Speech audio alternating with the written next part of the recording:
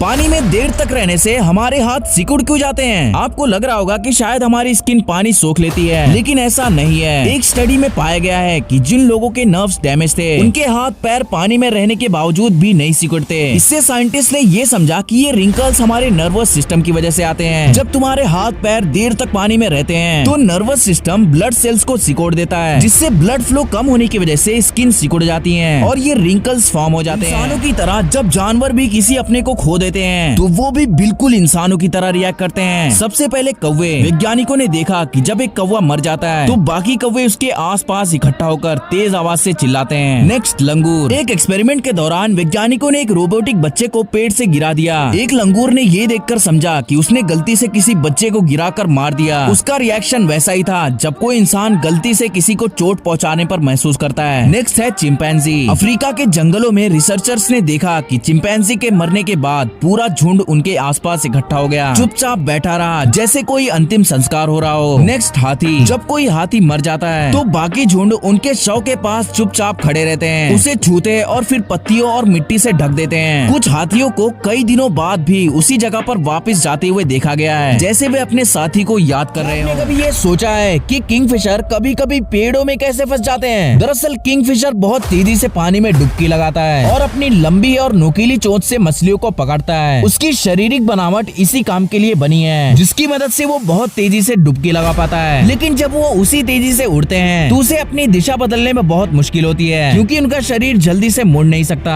और इसलिए कभी कभी उड़ते वक्त वो पेड़ों से टकरा जाते हैं और पेड़ों में उनका चोंच फंस जाता है।